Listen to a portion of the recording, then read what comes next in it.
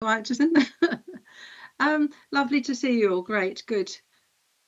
We're just about on time. Sorry about that. I've got all my emails open and I had to shut them all down, so that's a bit annoying. Chair, I don't know if you saw my most recent email. I've just received an additional apology from Councillor Howitt. Yes. Okay. So yes, I've got that. Thank you. So hi, Katie. So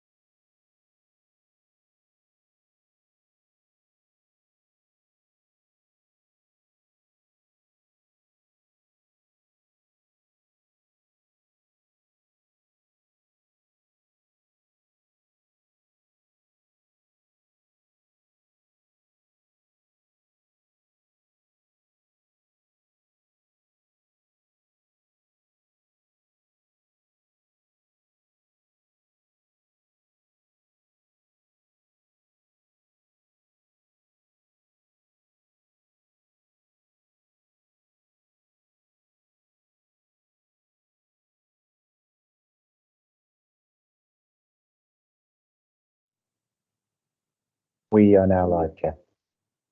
thank you very much. So good evening, everybody. My name is Councillor Pounds and I'm the chair of this committee. Welcome to East Area Committee. It's taking place today on Thursday, the 21st of September 2023 at 6:30 p.m. So all the councillors for the area are present, and the meeting includes Councillors Bagent, Bennett, Davey, Griffin, Moore, Smith, Tong and Thornborough for the city, and Councillors Boulat, Shaler, Goodleaf and Beckett for the county. And I do have apologies from Councillor Howitt. who's unable to attend, also Councillor Robertson, who has another meeting, and Councillor Healy, who's unfortunately unwell. I think that's everybody covered. Thank you. Have I missed anybody? Great. We have officers at the table tonight. We have the Assistant Chief Executive, Andrew Lim. I expect to be joined by Wendy Johnson for our environmental report, and our committee manager, who is Chris Connor. Thank you very much for coming along this evening. So this meeting is being broadcast via the live council website, and public speakers are reminded that speaking and appearing in this meeting, by speaking and being here, you are giving consent to being recorded. The meeting is automatically recorded and will be available via the council's YouTube pages. So each agenda item, we will have the officer give a brief introduction to their report. Councillors and members of the public participating will be invited to speak in the chat function. Now, I would be very helpful if you just put up the yellow hand. It's much easier for me to see that on the on my screen. And should you not be called to speak, perhaps Chris, if you could jog me if I've not been able to see everybody. Okay, thank you. For the comfort of officers, I may choose to call a short break. If please do ask me if you would like a short break. And the committee manager will check the Democratic Services email inbox in case we've had any public questions been submitted, and we'll read those out for us. So I think that's all our housekeeping. So we're moving on to agenda item 2. I'd like to ask councillors if any of you have declarations of interest that you would like to declare. No, I'm not seeing any hands, so thank you very much. No interest or declarations of interest tonight. So we move on to agenda item 3, which are the minutes from the 13th of March, which was our last meeting. Can I ask, please, if you are happy with the minutes and if anybody has any matters arising from those minutes? Just a quick update, Chair. The June minutes are still pending. These will be submitted at the next meeting. I thought that was a long time ago for us to meet. I thought we had met up since then. Thank you very much for that. So yes, we'll approve those as soon as they are ready. So no matters arising from the previous ones. Great. Then we move on to agenda item 5, which is our environmental report. So I'm hoping that Wendy Johnson has joined us, although we did say 6:45. Is she not here yet, Chris?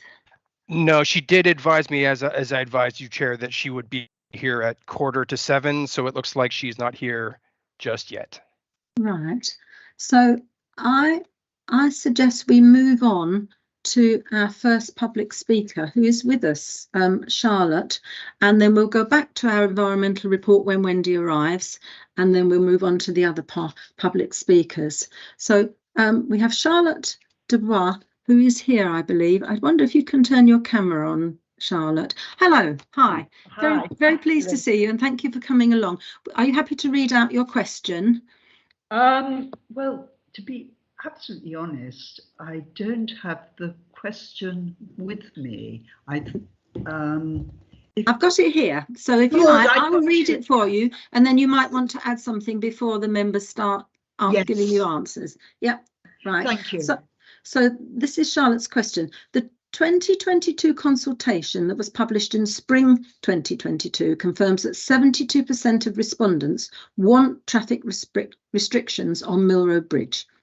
Further, the decision to implement these measures has been passed at the Highways Committee. Why, therefore, have these restrictions not been progressed? Why is the judicial review delaying implementation when a clear mandate has been delivered by means of a thorough consultation process? Right. Well, the first part of my question was answered the day before yesterday, when a council spokesperson informed the media that the words associated works are included in the legal objection to the Busgate. Transparency and clarity are, of course, paramount at all levels of government. So, may I ask whether there has been a credible misuse of procedures? What is the Council's stance? And revealing the content of the objection will not compromise the judge's reasoning, but will provide clarity to the community. In short, what is the objection? And are the officers flummoxed? Thank you very much. And I would just like to add that you are not the only person who's written to councillors regarding this and what's causing the delay. So I'm going to ask Councillor Shayler, who is our county councillor, if you would be happy to respond to this one. Thank you very much, Charlotte. Like you, I am so frustrated about this. It's incredibly annoying. Our legal advice is that we cannot at this stage reveal the nature of the legal challenge. I can say that it is, to my understanding, it's not a judicial review. That is something that they couldn't do, even though we have seen that repeatedly in the Cambridge Independent, for which I would really like to get a printed retraction at some point.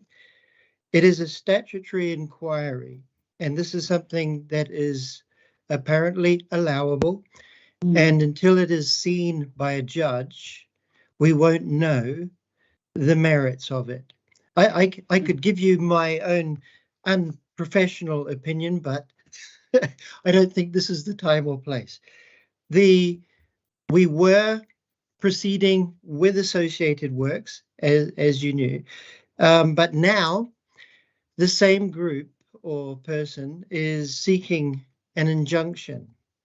They haven't got an injunction, they're seeking one. And so as honest players, we as the county have to respect the legal process. The best information that we have at the moment is that a judge will see this on the 6th of October. This is not confirmed, but that is our best information at this point.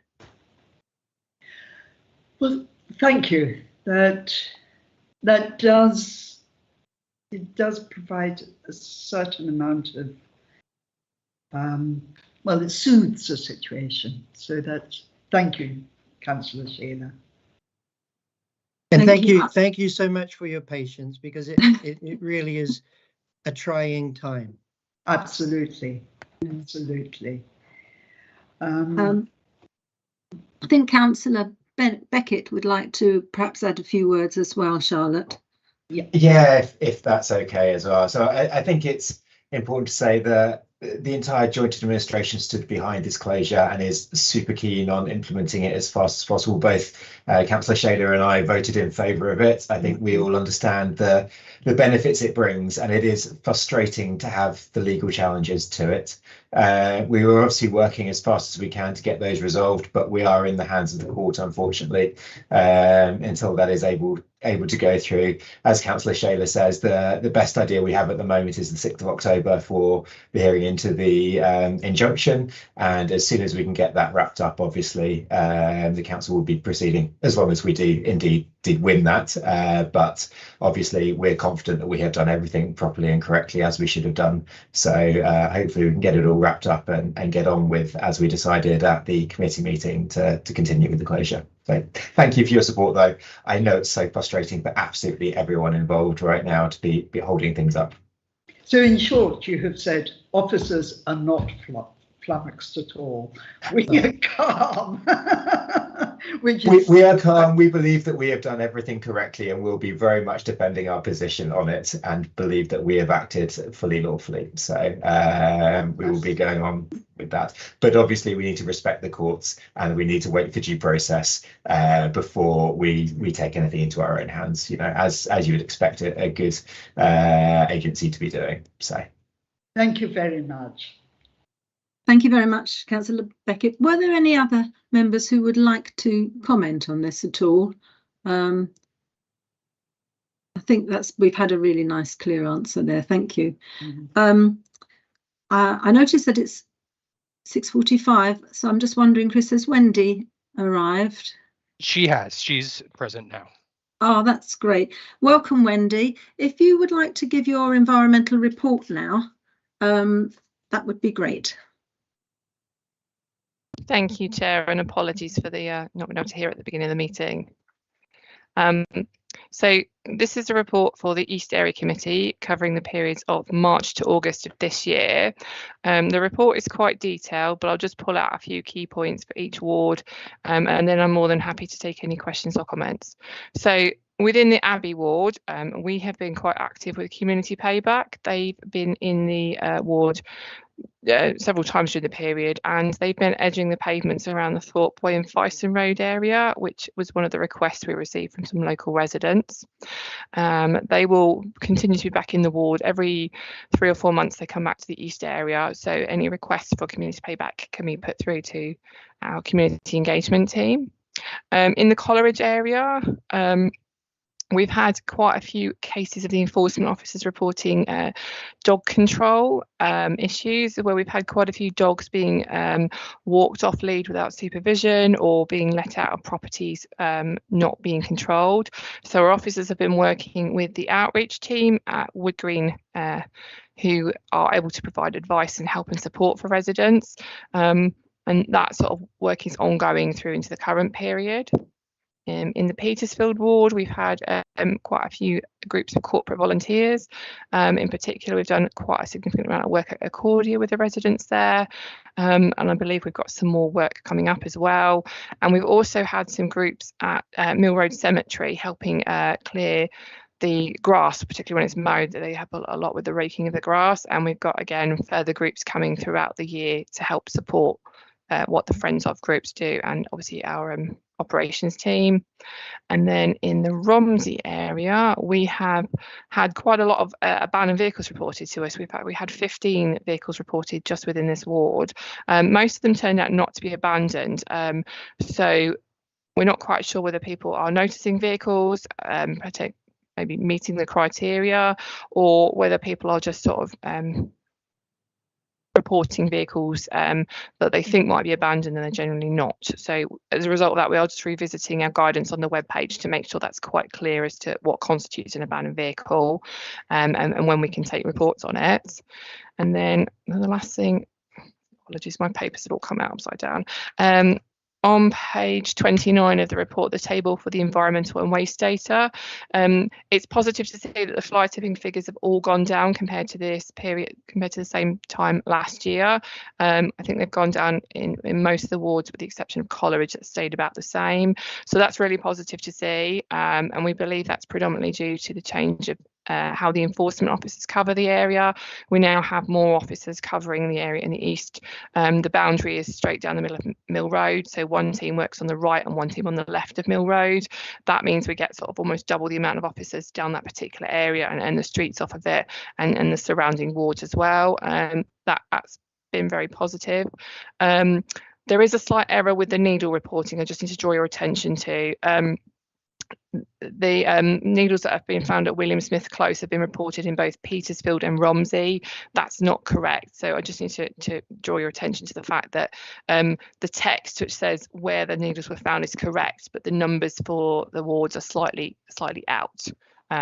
We have double checked the figures to make sure that the numbers we're reporting are correct, but just the location was wrong. And that's unfortunately due to where the pin drop appears on our online system. So if someone has pin dropped slightly wrong, it just puts it in the wrong ward. So apologies for that slight error. Other than that, I'm happy to take any comments or questions, Chair. Thank you.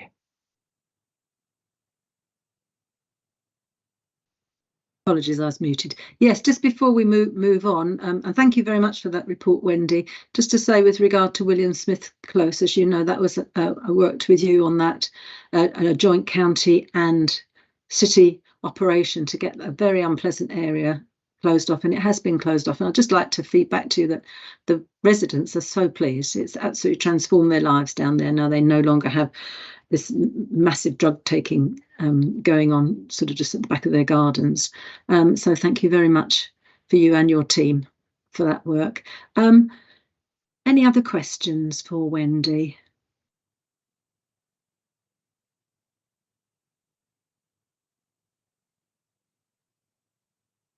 I have one other point, Wendy, as of course we met over the summer to look at using community teams to do things in Romsey Rec. And I just wonder if you would like to just tell members about that. I don't know if to make sure everybody's aware, because it's such a good thing that's going on, and it kills, you know, it helps us with the fact that money is very, very tight. But it also is a very good thing for the community and also for the people that you're involved with. So it might be nice if you could just elaborate a little bit on that for everyone. Of course, Chair. So we were approached by an organisation called the Forward Trust group, who run through Groundwork East. They actually work with former offenders to undertake rehabilitation and skill building. I'm trying to identify a project within Cambridge, and we identified that there's quite a lot of work we could do at Romsey Rec to improve sort of beautifying some of it in terms of railing, painting, bench renovation, some of the work that generally wouldn't get done otherwise. And we've also identified the formal garden area. I think some work was started about 18 months ago, I think, with the former biodiversity officer to improve the actual area and open it up, removing the sort of the unwanted weeds and improve it itself. We have access to some money through the EIP funding that we can use for really small scale projects that help improve it. So as part of the project, we now look like we have some corporate groups in October who will be working with us. We have about 5 different businesses who'll be coming in, and we've identified with our grounds team that we can kind of fix the broken formal area. We can remove the unwanted weeds, bring some new plants in to make it more of the sensory garden that sort of the original plan had looked at with residents. We're also going to be looking at painting the toilets, painting the railings, doing some tree works there to cut back some of the overgrown saplings. So quite a lot of little bits and pieces that will hopefully sort of just kind of the work that wouldn't necessarily get done otherwise. And Romsey Rec is one of the areas that we're looking at doing that, but it looks like we have 5 groups at the moment over an entire week. So that's really positive, and I hope that will be something we can continue to roll out to other recs, kind of doing all of this work over a shorter period of time. I hope that kind of answers that one. Yes, that's great. Thank you very much. Yeah, and we're really looking forward to your teams coming round. So the first question comes from Councillor Boulat, please, followed by Councillor Smith, then Councillor Davey. Thank you, Chair, and thank you for the report. It's really good to see the work taking place in my division in Abbey. And I wanted to ask a question around the fly tipping, because just looking at the map, the Fyson Road estate still stubbornly keeps on being one of the hotspot areas in the city, and of course, you know, of concern to residents in Abbey. So I was wondering if you can tell a bit more, if you saw any change with this, you know, with more work being done in the area. I know there have been some residents being involved in some of the work around fly tipping there as well, and the community cleanup days. So I was just wondering, is it improving, and what more could we do? Because it seems like a particular hotspot just looking at the map and some of the issues reporting around that particular area of Barnwell. Thank you.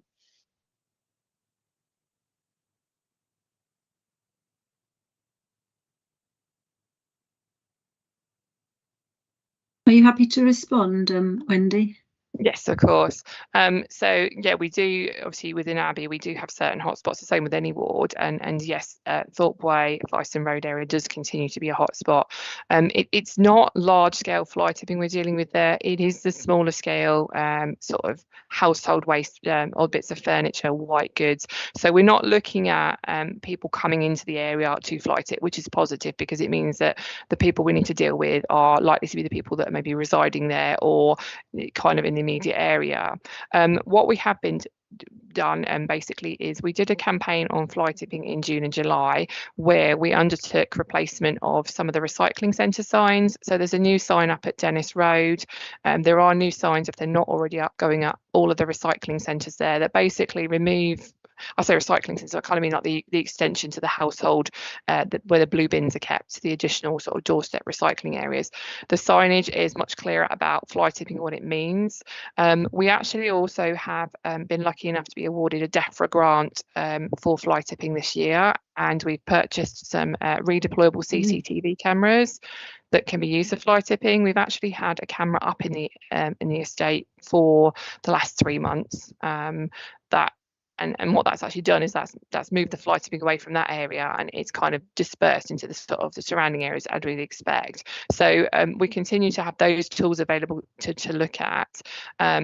Also as well, when we do find someone that has fly tipped, we do like to put up signage to indicate to people using the area that someone has been fined in the area, and that there are ways to deal with waste responsibly and how they can actually do that themselves and avoid fly tipping. So that's kind of a combination of all of the efforts we start to do, but officers are also in that area on almost a daily basis, because they need to have that presence to be seen and to get to know the residents, and we do have people, like you say, that are reporting stuff to us, so that's really positive to see that sort of work, but it's an ongoing piece of work that we'll continue with. Thank you. Did you want to follow up at all, Councillor Boulat? No, thank you for the update. Thanks for that, Wendy. Can we move on to Councillor Smith, please? Thank you. And Wendy, thank you. You know, time after time you come to these committees with such thorough reports showing all the great work that's happening. I'm really pleased to see that you've been dealing with fly tipping in Coleridge Ward and some of the hotspots that certainly residents have raised with us, and it's great to see that's been dealt with. I know that over the past year we've had issues raised, and I know you've been out there in the past because residents have told me, but I just wonder if we could continue to keep an eye on Laundry Lane, which is around the back of Derwent Close, and the cut-throughs around the back of Hobart Road as well, because we've had fly tipping reported there in the past, and clearly we just want to make sure that's not going to return. So if we could keep an eye on that, that would be brilliant. Would you like to respond? Oh, thanks. Yeah, Wendy. Yeah. So yeah, not a problem. I will pass to the area officers to make sure that's on their patrols. We do actually have a clean-up day programmed in for Hobart and Sewers Road. I believe it's early October. Once we confirm that, because we've got a bit of staff sickness at the moment, so we're just confirming the dates. We'll send an email out to all the relevant ward councillors, and because that crosses boundaries with Romsey, we'll notify everyone. But that clean-up day usually happens kind of at the bottom of sort of Sewers Road, Madras Road area, so that residents can obviously come along and dispose of their waste. So that should help support that as well, because we know that is a hot spot. Fantastic. Thanks so much, Wendy. Thank you. And Councillor Davey, to you. Mute. Sorry. Thank you, Chair, and as ever, as others have said, thank you, Wendy, for all the work you and your teams do. It's much appreciated. My question relates to a one-liner that's in your Petersfield report, and it's not a tricky one actually. It's about community payback. You're asking for if there are other projects that you might want us to refer on to, and are there particular types of pieces of work that you'd like us to look at, and is it better for community payback teams that they're long-term or short-term or longer in practice, or just one-off bits of piece of work? So it's just to get a bit more info on that, Wendy, because I suspect there are a range of initiatives that we might be interested in using community payback for. Thank you. Hi, so yeah, we have community payback with us anywhere between 3 to 4 days a week, including some of the weekends. The work parties we're sort of looking at can vary anywhere between sort of like 2 to 7 or 10 people. It just depends how many people they have on that particular day. The activities we're looking at, we kind of we've set it up so that we have a community payback team in an area, so they work around the whole of the geographic area. So they're in the East area for sort of 1 month every 4 months, and during that time they can do a variety of work. So most of the work they get to do is stuff that never gets done. So it's things like edging pavements, because that never gets done. There's no budget anywhere, there's no work, there's no people to do that. So anything like that, anything that benefits the community, so it has to be in a community space, is the most important. Anything that doesn't require a high level of skill. It's not to sort of say that they're not skilled people, but we have sort of found that some work isn't always suitable. I know we've been approached by, like, for example, the RSPCA clinic in Abbey to do some preparation work for railings. So that sort of example is some of the work we can do, but it's kind of something that never gets done. Something they can do, like you say, it could be something for a day, it could be something for a couple of weeks. They like a combination of both wet weather and kind of dry weather work, particularly in the winter, with the winter coming up. We don't always have work we can offer them if it's wet, so sometimes they can't always come to the city. They do like to do things for stuff other than the council, so if there are community groups that need like venues painting, for example, I know they've been in the past involved in helping areas be jet washed down. Anything that kind of really benefits the community, we pass on to the community payback team. They have to underdo a site visit, undertake risk assessments. Their primary concern they have to look at is location of toilets and welfare facilities for the people on the teams. So that's kind of one of the biggest things they look at when they're looking at locations. Where is it? How easy is it for people to access? So that's kind of the considerations we have to look at. But generally, we're happy to take on board any suggestions. We'll refer them on to them, and they'll look at the feasibility of can it be delivered. Thank you, Wendy. The reason I ask is that 3 or 4 years, perhaps a bit longer, there was a project in Abbey whereby we looked at the gardens of the elderly who could no longer look after them for City Homes tenants, which worked really nicely for a short period of time. But your answer is really helpful because it means we can look more broadly around the sort of things that we can engage community payback with. And thank you. I suspect Katie, Richard and I will go away now and put our heads together and come up with some proposals. So thank you very much, Wendy. Thank you.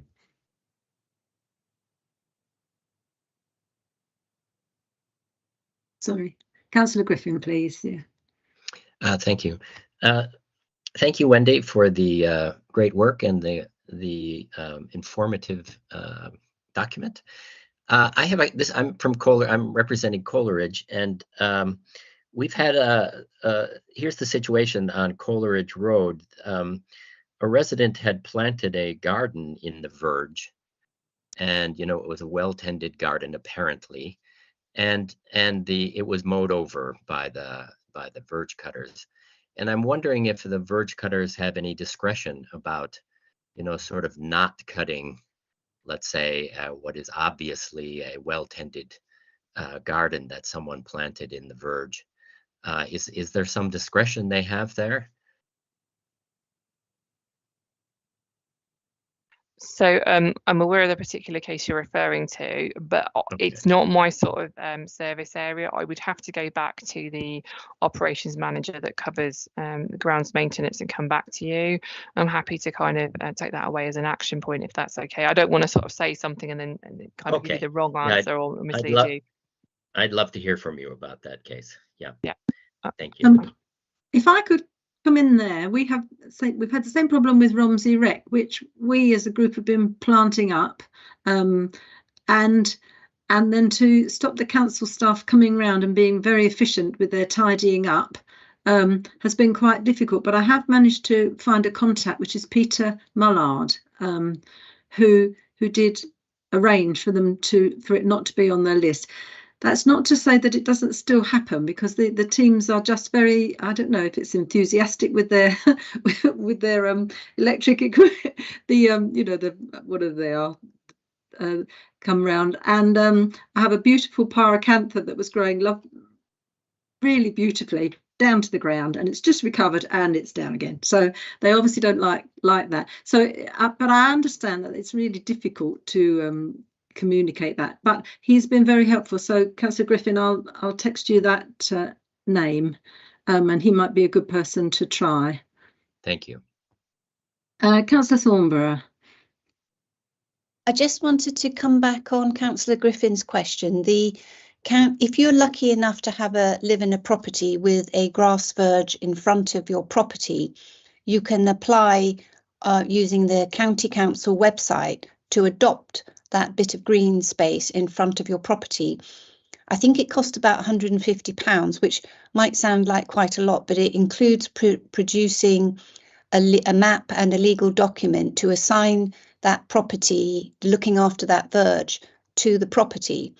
And it means that if you sell or move on, the assignment of that verge and looking after that verge remains with the property. And the verge teams then know that verge is being looked after by responsibility of the property, and they will have a record and not clear that bit of verge. And I think you can also negotiate for a reduced cost if you have 5 homes in a row who want to kind of adopt the verge in front of the property. So it's on the County Council website, but that doesn't answer your question, but it's an opportunity if Okay. residents want to do that. Thank you very much. I was not aware of that. It's called Adopt a Verge. Is that what I can search for? I'm not sure. I have found it. It was quite easy to find on the County Okay. Council website. Yeah. Okay, thank you very much. Oh, thank you very much. That's really useful to know. Do we have any more questions for Wendy? There's somebody in the...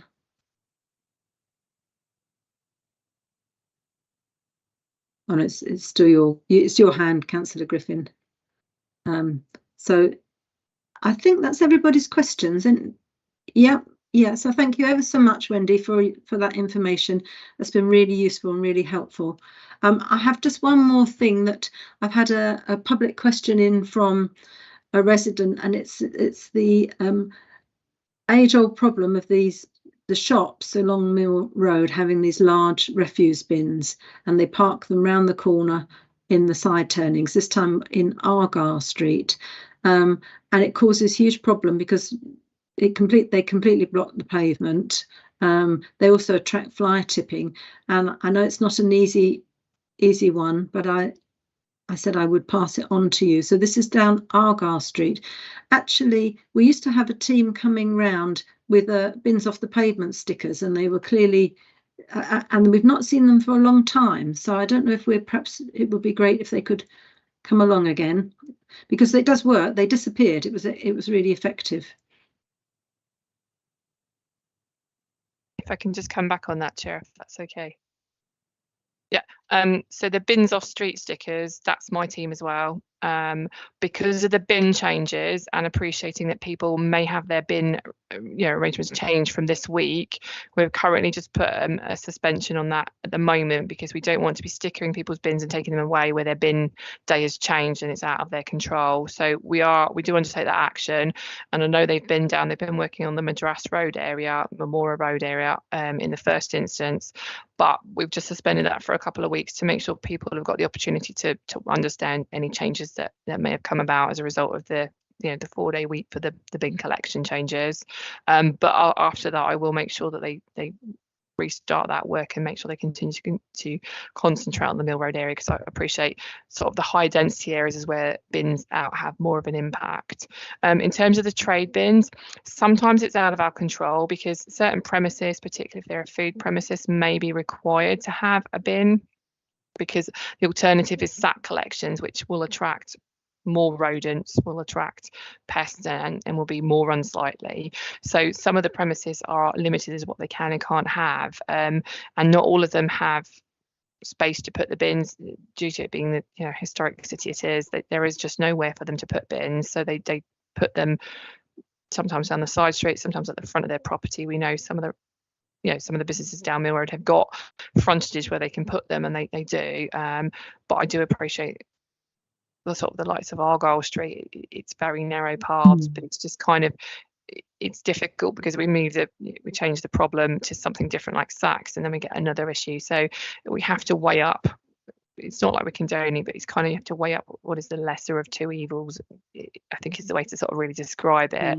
But if they have got a frontage or somewhere they can store them, they should be storing them there. So what I'll do is I'll ask the 2 officers that cover that area to make sure they have a look down there and check the bins that are down there, that they should be there and they've got nowhere else to go, because I wasn't aware there was any problems in that particular road And from what I can recall, there was never large bins. There was always a couple of sort of, I think it was 360 litre bins that were always kind of kept against a fence near a private car park. But I will ask them to double check that and make sure if there is something they can do, they do take the relevant action.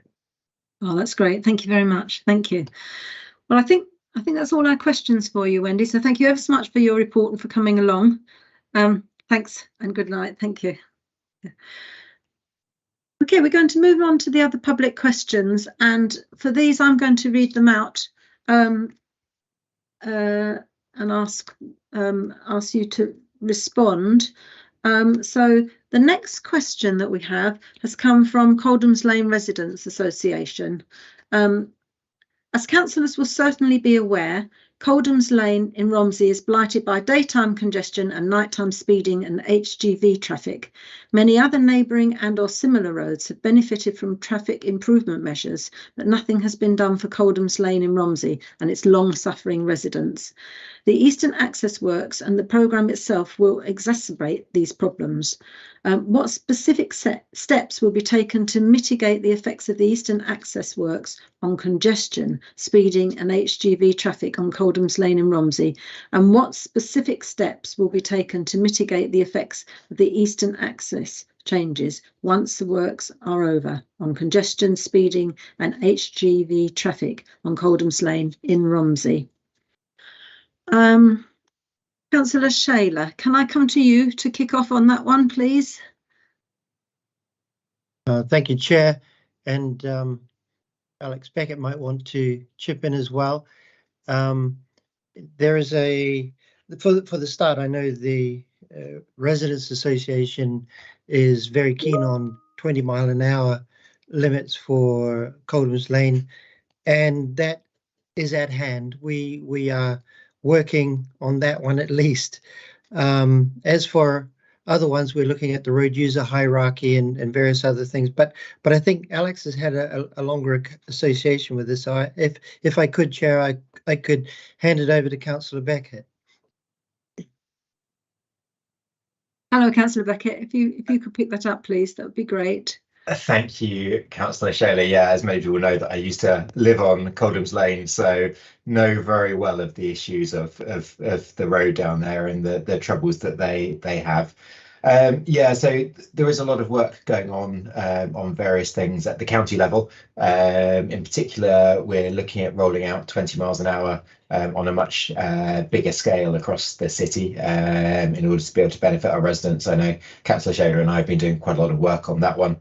It's through what's known as the Transforming Cities Fund, and more information will be coming out on that soon, as there will be a consultation on it as we get towards the latter stages of design on it. So Coldham's Lane is very much being considered as part of that one. In terms of Eastern Access, I have raised it with the Director of Transport of the GCP, Peter Blake. But we obviously do have on this call Mike Davey as well, Councillor Davey, who is one of our GCP board members. So I don't know whether Mike is able to take it up as well. I know there's the GCP board meeting coming up very soon, and Eastern Access is on the agenda of there. Actually, Councillor Shaler, I don't know whether you were able to raise that you're on the GCP Assembly as well, that it is obviously a worry, as there will be a lot of work going on Newmarket Road with that scheme and all the developments. And whether there is anything that can be done to be able to help Coldham's Lane while that is going on, that would be really great. Yeah. Did you want to say any more on that, Councillor Shaler? No, I think, Alex, we've been, obviously we're very concerned about the movement of traffic and going forward. Eastern Access, of the different parts of the GCP schemes, Eastern Access was kind of the late one to the party, and so it's a work in progress, but we are very concerned about it and we are watching it. So I hope the residents can take some comfort from that. Thank you very much. And Councillor Davey, I was going to come to you to ask if you have any more overview of it, as you are a member of the GCP board, please. Not so much an overview, just an undertaking to do as Alex requested, and I'll pick it up with the GCP officers, which is the best way of doing it. I think that's probably, in my view, the best way of actually pushing forward on this, because it's just about raising their attention and representing the questioner accordingly. Thank you, because I know that, I mean, Coldham's Lane does suffer very badly from traffic. We all know that, and I think anything that can help there will be really, really appreciated. Councillor Bennett. Hi, I was at the GCP Assembly meeting to ask a question on behalf of Abbey residents about Eastern Access, and I just wondered if everybody was aware that the Eastern Access proposals are paused from Elizabeth Way down to Aleppo Chapel. And that they're paused pending more information about what Railpen is doing on the Beehive site. That was in the Assembly papers. Yes, not quite. Councillor Beckett. Yeah, so I think Councillor Bennett, it's the Elizabeth Way roundabout that's been paused, not the entire scheme. So it's the roundabout. Sorry, I wasn't saying it's the entire scheme. It's in sections. It's in 3 sections, and the section from Elizabeth Way up until what they describe as Coldhamsbrook, which is Aleppo Chapel, is the one that's paused, and that covers the entrance to Coldham's Lane. It's in the papers. There's 531 pages, and it's set out very clearly. Thank you. I don't know if Councillor Davey coming. I wasn't aware that was the case, but I'll let Councillor Davey. Yes, Councillor Davey, can you shed any light on that, please? Yeah. I can on this one. I think Councillor Bennett is correct. It's all with relation to the Elizabeth Way roundabout and the proposals that have been made accordingly, and as a result of work that we've been doing with the GCP officers, and Councillor Thornborough has also been heavily involved in this. We asked that some reflections be made to what goes on at Elizabeth Way roundabout and the implications, precisely for the reasons that Councillor Bennett identified. Not just, I have to say, the Beehive, also with regard to the Grafton Centre. So there's massive development going on both sides of the roundabout, and it's for the GCP to reflect upon the long-term implications of those developments. But Councillor Bennett is right, but I don't know if Councillor Thornborough wants to add, because she's also been heavily involved in the discussions we've been having with the GCP. Would you like to come in? Yes, Councillor Thornborough. Is that okay, Chair? So it was just that we felt that there was more of an opportunity to consider Elizabeth Way very carefully, rather than just doing a much better traffic movement control plan. And if the idea is actually to, regardless of the developments, is actually to reduce car traffic and to allow more cycling, walking and buses, and therefore actually maybe free up some space and reduce the amount of tarmac. So, and we felt that it was really worth doing that, and that's why that section's been delayed. But we're determined to ensure that those 2 big developments don't make the traffic any worse. That's very important. But Councillor Naomi Bennett is correct. Thanks. Thank you. May I ask also, is there's looking at that roundabout, there was some discussion about the fact that it would be very, very much tarmac only, and that there's a complete loss of any green in there. Is that also being considered? Yes, I think all of the landscaping opportunities were with the existing landscaping, and maybe making it into a junction rather than a roundabout. There's a lot of space there in the middle of a roundabout that could be utilised much better. Oh, that's good to hear. Thank you. Councillor Boulat.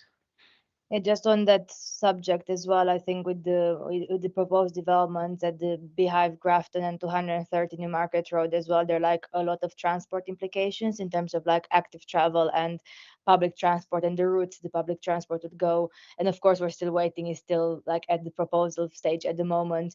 But of course, for Councillor Bennett is correct, but for the first section, the phase 1 of the Eastern Access, that's the only thing that's been put forward to the GCP board. That's something that, like us, all of the Abbey councillors have been pushing the GCP to align as much as possible any work on Eastern Access with developments, whether there's the East Barnwell development or developments further down Newmarket Road, because we do have to think about this holistically, because I totally understand the concern that no one wants to see the roads being dug up twice when it's it may not be the best solution. So just to say, I'm really supportive and also putting pressure from the County Abbey side in terms of the GCP making the right decisions and collaborating with whatever happens with the development and the outcomes of those planning applications that we'll get to see whenever those will be decided.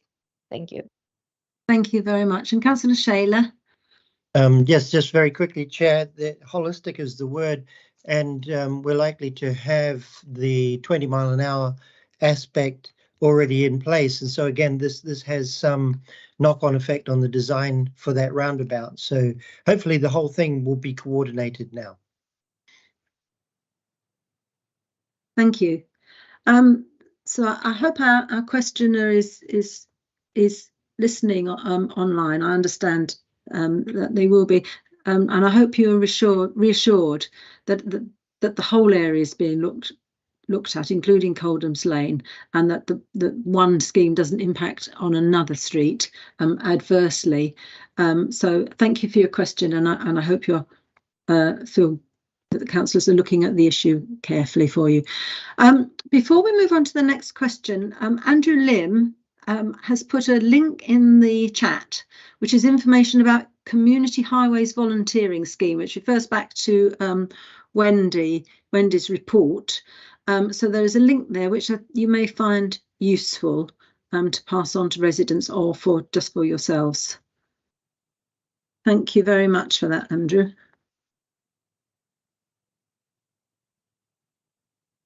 Right, our next question comes from Anthony Carpen, and it refers to St Martin's Church refurbishment.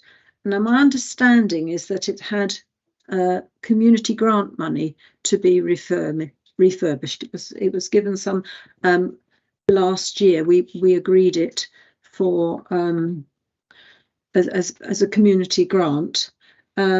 So his statement is, I visited the event Open Day at St Martin's on Suez Road, where local residents were able to view the completed refurbished church with the roof restored and the pews removed, creating a large space suitable for large meetings, 200 plus theatre style, and dance exercise classes.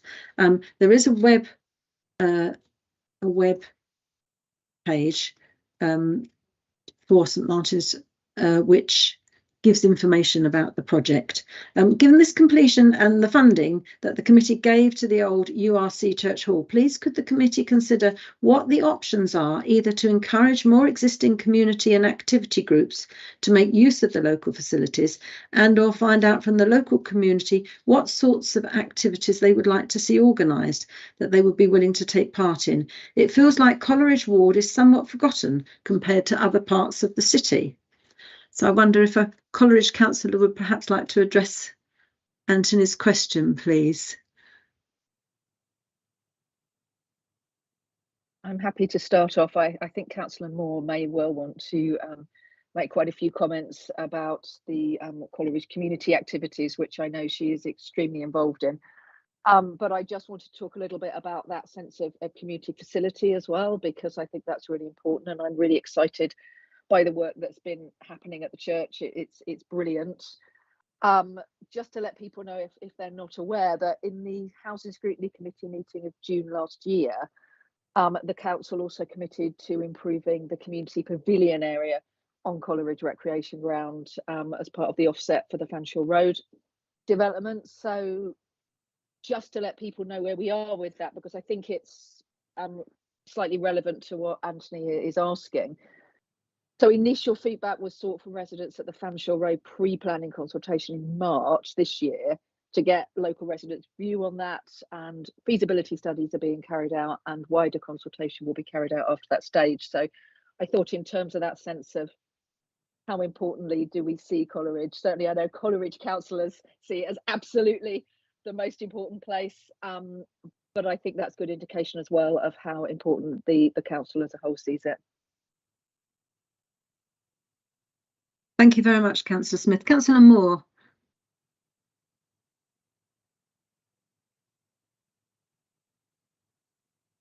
Thank you. Oh, can you hear me? Yes. Yeah. Just to say thank you for your question, Anthony, and obviously having this public space itself is also really important, and the groups that put organise events and activities for local residents.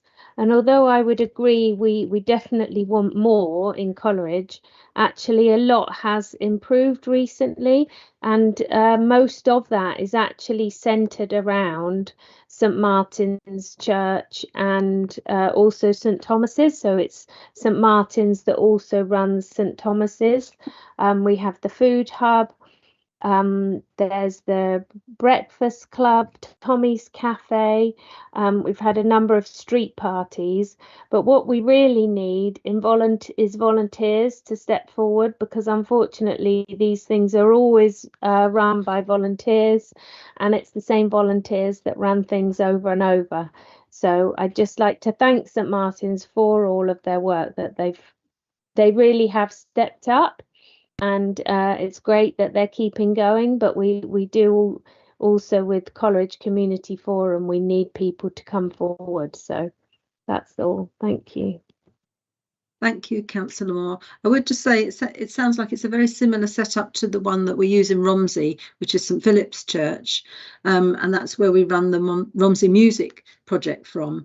And we've linked it in with the Warm Spaces activity. So the people who come to the Warm Spaces tend to also come to the lunchtime recitals, and they're sort of the basis of the audience, and then they spread the word. But communication is really difficult, you know, and it's something that builds gradually, and hopefully St Martin's will be able to build as they go forward. And yes, volunteers, it's very difficult to find volunteers. I agree. And again, it's something that gradually builds up, hopefully. Thank you. Councillor Smith. Yes, I just wanted to build on something that Councillor Moore said, and to say that I'm sure we'd all like to put on record our thanks to the church for the work they've done. I remember speaking to them quite early on in the project, and I know that their vision doing the work they did was to make it a more accessible community space, and that was what drove them, and that was what drove a lot of the design. And I think that's shows a really strong sense of community mindedness that I'm sure we're all grateful for. Thank you very much. Is anybody else wanting to comment at all? I think that's great. Thank you for answering that one. So the next question is also from Anthony Carpens, and it's regarding citizenship studies at Coleridge County Community College, and also wider community on things democracy and town planning. So he writes, I had a look at the data for GCSE citizenship studies, and despite the course being available for over 20 years, only 145 students in the whole of Cambridgeshire took the GCSE exam in 2022. Former Councillor Sweeney, Labour, Newnham, the Deputy General Secretary of the NEU Teaching Union, informed me that this was because teachers at secondary schools lack the training and confidence to deliver the course. Having purchased various editions of the textbooks for students 2002 to that should be 2022 to 2023, and an obsolete copy of the teaching resources, this course would make for an excellent alternative option for humanities for those students not intending to progress on an academic route in further education. The project work requires students to get out and about in their communities and engaging with councils and community organisations. Given the history of Coleridge Community College, wouldn't it be an ideal school to pilot a GCSE citizenship studies course in Cambridge? What conversations can councillors have with local head teachers, academy chains and chairs of governors, trustees to find out what wider support the city could provide to ensure that this option is available to teenagers, not just in our part of the city, but across our city and beyond? I'd like to ask Councillor Bryony Goodliffe, who's the education spokesman and chair for the county council, who deals with education rather than the city council. If you would kindly answer that one, please. Yeah, so education obviously comes under my remit of Chair of Children and Young People's Committee. With the current funding crisis that education is in, specialist subjects are difficult to fund, and we have seen a decrease in the breadth of subjects which are offered, where schools cannot ensure a full cohort of students for any particular subject. Obviously, academies set their own subjects beyond the statutory ones that they have to have. And I'm aware that the inclusion of only geography and history with the EBAC qualifications has had a huge effect on the uptake of other humanities subjects, both by academies and by students themselves. It's certainly something that I can have a discussion with Coleridge going forward. But I, in the current funding crisis, I'm not sure that we're going to see much of a change immediately. Thank you very much, Councillor Goodliffe.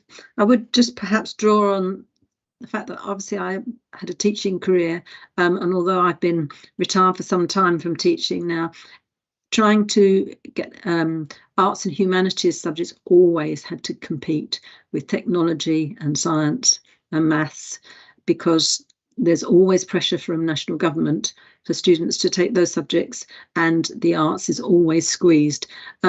And I've always argued that the arts are very, very important for all sorts of reasons, educational reasons, and as well citizenship and understanding how our democracy works is really important to make young people informed voters of the future. But it is always and always has been a fight, and obviously the current financial situation makes it difficult as well. I will say that under the Blair government, the Labour government of the 90s, the citizenship became a compulsory subject. And I think that particular little generation of people really benefited, have come through having a good understanding of how our democracy works. But of course, the present government collapsed that, have got rid of it immediately, almost immediately. They came to power in 2010, which was, I think, was a very backward step. Thank you. Can I ask Councillor Davey if you'd like to speak? You're muted, Councillor Davey. Yeah, some would argue that's a good thing. But in terms of, we do get invited as councillors to speak at individual institutions. And that's probably worth just reiterating. So in the past, I've been asked to go to St Matthew's Primary School, for example, and talk about democracy. And I expect a number of us in the room, I'd be astonished if Councillor Smith, for example, hasn't been asked to do similar in the past. I think that the issue, I think this is more not one for the county council, actually. I think it's more for the academy chains. And I think this is one to actually address and talk to the relevant academies that are operating within the city, and to start exploring with them the potential for doing such. And at the same time, I think whereby I would agree with Anthony is it would be a nice offer for us to make as councillors in terms of trying to engage with young people across the city. So I think there is potential, but oddly enough, I'm not sure it's Bryony that should be having to answer the question. I think it's the chief executives of academy chains, and they're the ones who set the agenda. They're the ones who set the curriculum, and those are the people that maybe we need to talk to more fully in the future. Thank you ever so much, Donna. Thank you. That's a good food for thought there, Councillor Davey. That's something that we could perhaps across the city consider if we could do that. Yeah. Councillor Smith. Yeah, I have indeed done quite a few of those school events, and I have to say that some of the events that I've done at Coleridge School, council meetings don't have a patch on the grilling you get from students who want to get answers to questions that they care deeply about and are incredibly well informed and articulate, and they are really, really powerful events to be part of. I couldn't pass this question by without saying, you know, like you, Councillor Pounds, background in classroom teaching, and I started teaching at the tail end of John Major's government. When I finished teaching, it was in the Conservative and Lib Dem coalition, and in between we had the period of the Labour government. And like you, I saw that importance that was placed on the whole education by that Labour government, and it was that focus on it, and it was the funding. And what I started to see by the time that I left full-time teaching and school leadership was the way in which the funding had been stripped from everything apart from those kind of core A-level subjects or GCSE subjects or whatever level you're at, which of course are important subjects, but the funding for everything else have been stripped and stripped and stripped.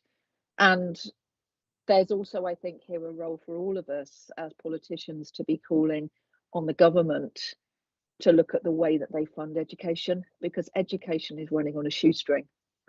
And I'm very aware every time we discuss these things that we all know the things that are important in schools, but we're also all aware, being close to our schools, that they're being asked to do an awful lot and there just isn't the money for half of it. So I think there's a really important job for all of us, whether we're politicians, members of the public, to keep that pressure on the government to fund education properly, because it is so important. Thank you very much. I think we all echo that. Thank you, Councillor Smith.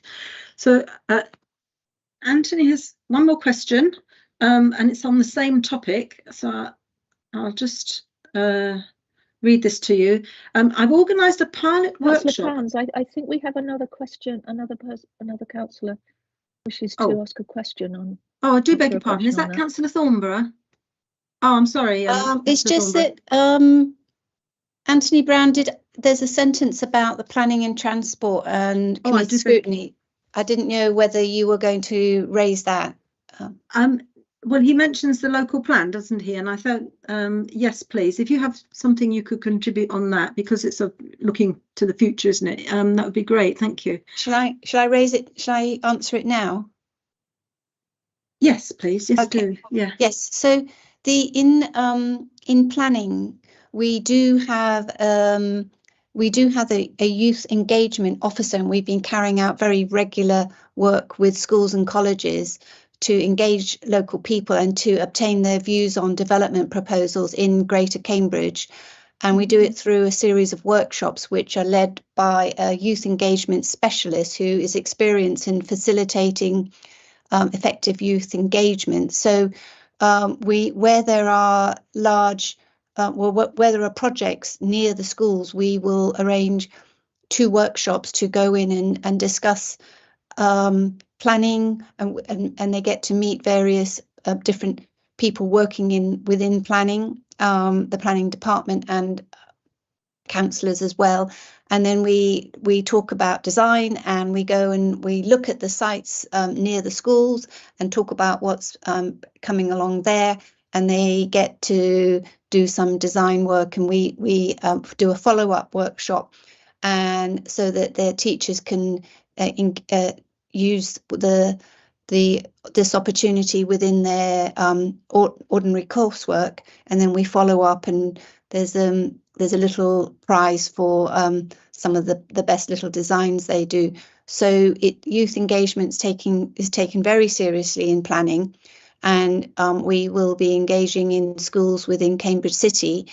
But there's also some good community engagement carried out by the City Council for looking at what's needed in the north east of Cambridge, and that involves children and art and culture. And we'll be taking a lot of these lessons to forward when the next local plan consultation is taking place. So we have a dedicated officer in the Greater Planning Service whose focus is youth engagement. Thank you. Oh, thank you very much for that. That is really, really good and interesting news, and something perhaps we would like to hear more of. I know that when schools they always have a topic either for half a term or however long, and something like that as their stimulus point, a starting point, is really good, isn't it? It gives them something then to develop very creatively. So that's terrific. Thank you very much for that. Councillor Beckett. Thank you for that one. I just, following up from Katie's great work, I thought I should quickly plug our youth travel ambassadors at the County Council as well, and all the work we've been doing with schools and to try and get them into really becoming advocates for sustainable travel. I know it's something that Councillor Shayler's really passionate about as well. There's been doing some really great work with that one to get Year 5s and primary schools involved in travel to school and how to do the right thing with sustainable travel.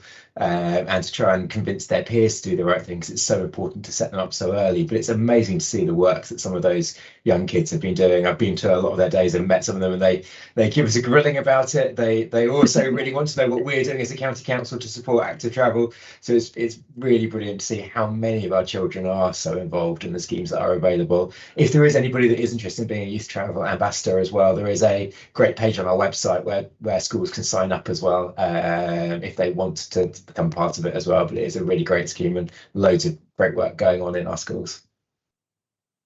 That sounds terrific. And actually starting with younger children, they will come through, and hopefully they will also put pressure on the school from the other side to say, we want to study these subjects, actually, you know, we don't just want to do IT, and things will improve in the future, hopefully. So thank you ever so much for those contributions. So I'll read the last question from Anthony. It's on, as I say, it's on a similar vein. So I've organised a pilot workshop at Rock Road Library on 30th of September 2023 from 12:15 for 90 minutes. And you can sign up. There's a website for it. To enable participants to explore how our city functions and malfunctions. In part, this is to explore the gap in lifelong learning provision that does not cover the content in the GCSE citizenship studies. There is no similar course that is suitable for adults, something that was picked up in an academic paper in 2020. Please could councillors explore with the combined authority whether an equivalent course or series of workshops could be organised and funded by the combined authority to fill the gap that a number of people have spoken to me about since the last committee meeting. So I think it's fair to sum up that Anthony is looking at all age groups and how things can be linked up. And we're very fortunate actually to have Councillor Smith here tonight, who is working deputy on the combined authority, and hopefully if you could give us some information about what does go on there. Thank you. Yeah, thank you, Councillor Pounds. And Anthony, yeah, I've been following details of this workshop you're running on social media, and it looks really exciting. And I'm also aware that you've said that for people who can't afford a contribution to cover the costs, you're hoping that they can attend anyway. And, you know, I can see that commitment there that you have to democracy, and thank you for the work you're doing. So basically, this is quite a short answer. I had a conversation with the skills team at the combined authority. For those who aren't aware, whilst the county council leads on the education, the 11 to 18 side of education, adult education is primarily devolved to the Cambridgeshire and Peterborough Combined Authority, which is why I'm answering. And it's Cambridgeshire Skills who do the main provision of community learning within Cambridgeshire. And basically, Combined Authority officers very happy to have a chat with you. So if you're happy to drop me an email in that context, I know I have your email address anyway, but just drop me a short email, I'll forward it through to officers, and hopefully you can have a conversation with them. And I think they'll be really keen to know how your workshop goes as well, because that's going to be very interesting to hear.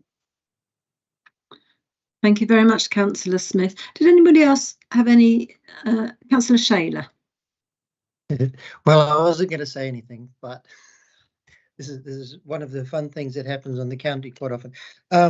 But in terms of education, as Alex said, the junior travel ambassadors are fantastic. But teaching of democracy and actually allowing people to have quality information, knowledge is essential. I would argue that we wouldn't be having the trouble that we do, or controversies around climate change as well as the European Union, if people were better informed. But just to say that as far as sciences are concerned, in New Zealand, we're not allowed to take science alone. We have to take arts. We're very broad. Even at the degree level, we're not allowed to take purely science papers. We had to take arts. And I'm not being New Zealandist here, but I'm not sure that we can do other than change the damn government to get that sort of thing done. One of the things that has been lost particularly is enrichment in schools and colleges. We used to have a big enrichment programme at Long Road, and it just got watered down and less time available and less funding. And it was to my mind, that's what education is about, isn't it? It's the whole person, you know, not just job training, but training for life.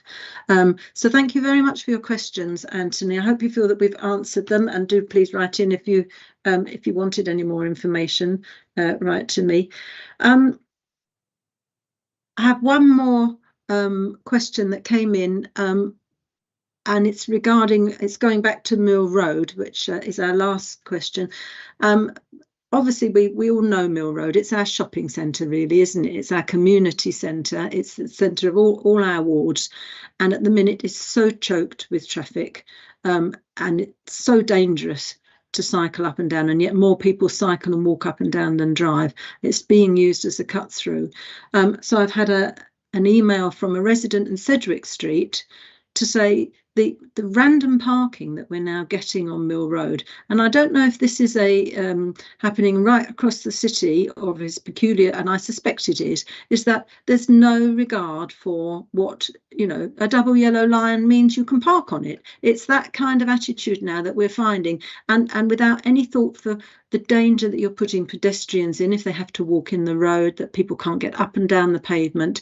Now, Sedgwick and the neighbouring turning have a particular problem because at the end of them they are two-way, but cars will park on the corner to use the co-op, which means that if you're coming out of Sedgwick, you have to go on the other side, and you're likely to have a head-on with a cyclist or a car turning into the road, and this particular resident experienced a really dangerous situation, a near miss, which they found quite upsetting.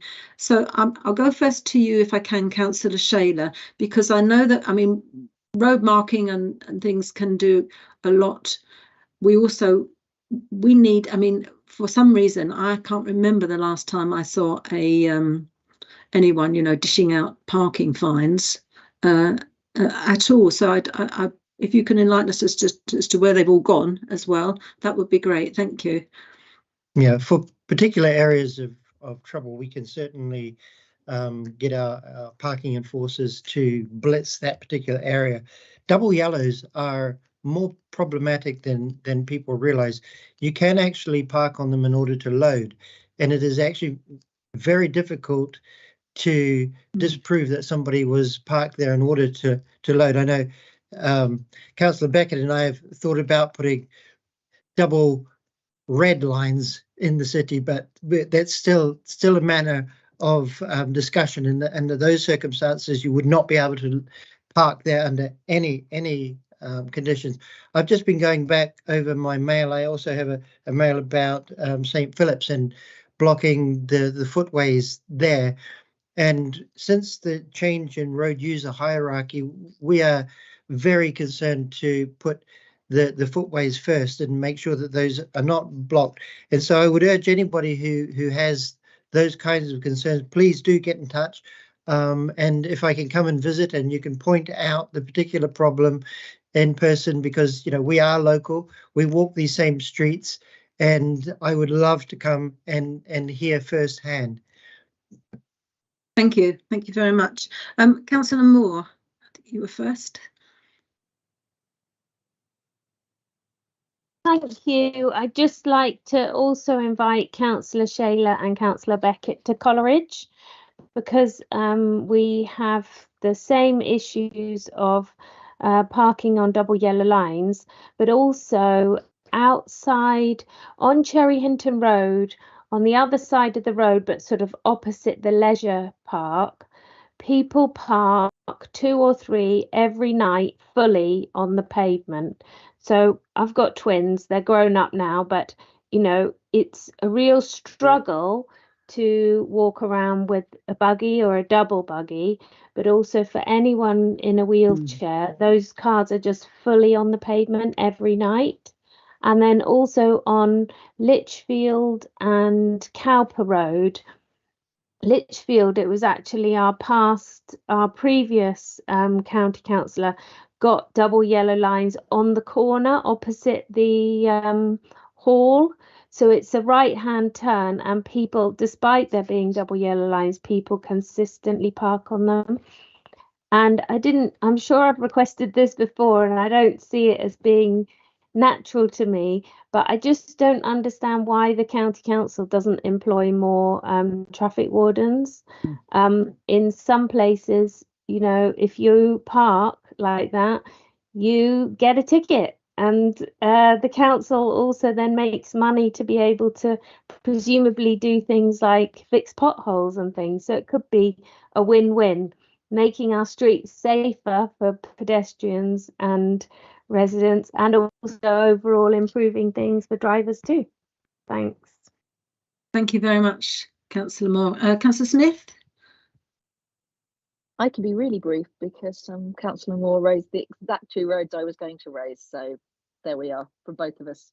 Great, thanks. Yeah, and Councillor Beckett? I can be really helpful then, because I was going to talk about those two roads as well, and I've got some answers on them, so that's good. I mean, I think firstly, before we get into that though, it is important to say just how bad some of the problematic parking we've got across the city is. I mean, I raised a motion at full council, supported by other county councillors here, about pavement parking, trying to battle it. It is something we get in our mailbox day in, day out, and as you say, Councillor Pounds, it seems to be getting worse and worse. Drivers seem to be just flagrantly ignoring some of it. And I mean, some of the problems of that is very much central government led. So the fines that we can give people is set by central government, and we have no control over those. We currently fine the maximum. And in some cases, the fines are actually less than a cost of parking, which is utterly ridiculous, but that is national legislation and we can't change that. We are currently lobbying national government, though, to be able to change that. And hopefully if we get a change in government as well, people might be slightly more receptive to all of those things, because it is stuff that very much needs to happen. In terms of the area, so Lichfield Road, I've been working a lot with the Lichfield Road residents. I met with them 2 weeks ago. We're currently organising a street survey so we can actually show how much support there is for action down there. I applied for a local highways improvement bid for there last year. Unfortunately, it wasn't successful, didn't rank highly enough. I will be putting it in again next year. One of the kind of criteria we have though is public support and demonstrating that one. So I've been working with the residents to make sure we can score as best we can in all of those areas, because it is a big problem. We've had fire engines getting stuck down there, we've had buses getting stuck down there, we've had refuse trucks. A lot of it's caused by the Swiss Laundry development, I believe, and workers from there essentially parking in Lichfield Road. And the other day the fire brigade did get stuck again and have apparently gone and spoken to the construction site and read them slightly the riot act on that one with the parking. So I'm hopeful there'll be some improvement there, but we are also looking at what can be done to improve that and what the right scheme is for there, because not all the residents do want double yellow lines all the way along, because they want, you know, their people to be able to come and visit them. So we're actually looking at a kind of temporary, you know, during the day restriction, so that the residents who live in the area can still have visitors, but it stops people parking there all day, which is the main problem they have at the moment. On the other one, Hills Road though, by the kind of leisure centre, I actually put in an LHI bid for that one last year and was successful. So that is brilliant news. That will be being addressed. I met with officers the other day to talk about the scheme that they're putting in there, or what they're going to go out to consultation with, which is some bollards on one side of the road to be able to stop the parking, you know, where the verge is, and everyone drives up onto the verge and we end up with lots of problem parking there. And I think this will be a first for the city, but on the other side of the road, we're going to be putting in double blipped curbs, hopefully, as well. And what those are is they mean no waiting. So as Councillor Shayler pointed out, on double yellow lines, you're allowed to load and unload. On double blipped curbs, you're not allowed to stop there at all. If you do, you get a parking ticket. I'm pretty certain that's the first time we've actually used them in the city. Yep. So I'm really hoping that works well and we can use them in other areas, because there are so many problems with this across the city. So if that works well, I'm really hoping we can roll it out further to those really big problem areas. But thanks. Thank you. Can you just elaborate a little bit on what you mean by a double blipped curb? So what they are is you've got normal double yellow lines, but then on the curb you have kind of, if you think of two double yellow lines going vertically, and that essentially means you are not allowed to stop at any point. It's a bit like a red route in London. We're not allowed to do red routes. That's a London thing. But the double blipped curb is a kind of semi-equivalent. It has some slight subtle differences, but it does a similar sort of thing. It sounds like your youth, your ambassadors in the school need to perhaps include parking and considerate parking as part of the programme for the kids. Because but that's been, I mean, I've been obviously quite involved in the school streets programme, and in particular, my daughter's at St Matthew's and St Matthew's ones. And it's amazing to see the difference that school streets programme kind of raises, you know, blocking off the streets in the morning so the kids can walk to school. It makes a phenomenal difference. But unfortunately there, we've had some horrific activity by drivers. There was one about 3 months ago where the drivers drove at the people manning the blockade, basically forced them out of the way and pushed them all the way through. It was absolutely horrific. So I mean, I think in general, we all just need to have a bit more respect for everybody else if we can. It really distresses me to the way that certain parties, should we say, have declared this a war on cars, which is certainly not the case. And it's just divided, stoked division and got people very angry. There's so many conspiracy theories about us, you know, designing roadworks and trying to do things which is utterly ridiculous and wrong. And it's just stoking division and making drivers, in a lot of cases, be far more aggressive in ways that we all just need to get along together, right? We all need to work together. This is all of our streets, and it's for all of us. So we need people to be as considerate as they can be. Thank you very much. I did notice Councillor Bajan's hand up a little bit earlier, and I don't know if I missed you, Councillor Bajan, or if somebody else covered the point that you wanted to make.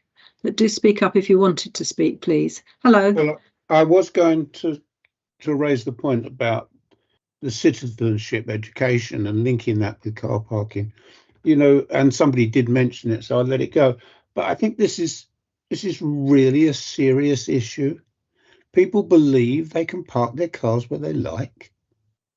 If you go down Mill Road right now, you'll find cars all over the pavements.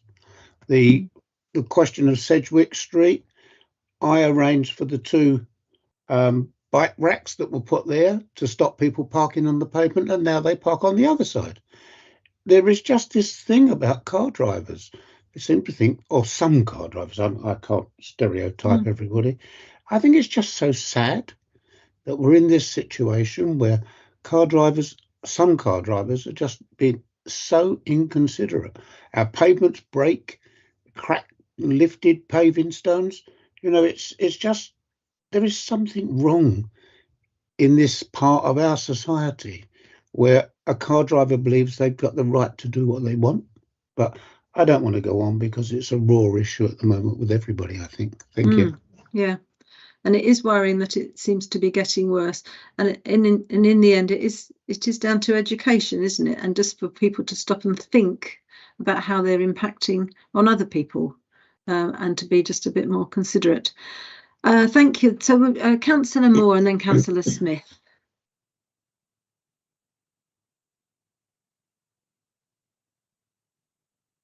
Thank you for Councillor Beckett's response. That's great news that now we're going to have the improvements on Lichfield Road and also the at the end of Cherry Hinton Road. That's been a long time coming.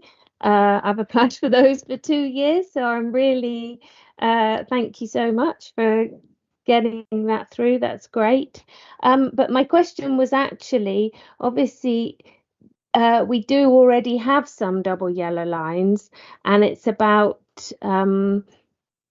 people not adhering to them, and then there being no enforcement. So I just wonder if there's an update on enforcement, because I think obviously we do need, I'm desperate for these new schemes, so I absolutely totally support that, but we also just need the enforcement on the current schemes and any future schemes. Thanks. Do you want me to answer that, Councillor Bounds? Is that? Yes, please. Thank you. Yeah, just to say, firstly, Councillor Moore, we haven't been successful on Lichfield Road yet, so I don't want to, fingers crossed, we're going to put in another application that'll be successful, but just to set expectation there, we haven't actually been successful yet. On the enforcement side of things, as Councillor Shayler and I have both been working really closely with the parking enforcement team to try and improve things. It's something we're super keen on.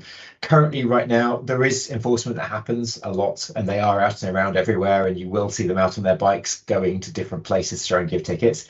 If there are issues, you can either call or email the parking services team, and they will get to there if they can. I know in Litchfield Road that's been successful. The residents have called parking services on it. In Queen Edith as well, Red Cross Lane has had really great success in getting themselves added to the parking services area, and they'll kind of do a blitz in an area where they know there's problems to try and do it. One of the things I'm aware of though, and we've been working on, is how to make that reporting easier, because we obviously want to make sure that our parking attendants get as well. We want to make sure that as many drivers that are breaking the rules are caught as possible, and therefore that requires doing it in a timely manner. Obviously, at the moment, the whole having to phone up or email up sometimes leads a bit of a delay. So it's something as an administration we've been working on as to ways that we can try and improve that. And I'm afraid I'm not at the point of being able to give you an announcement yet on it, but we are working on ways that we can improve that process.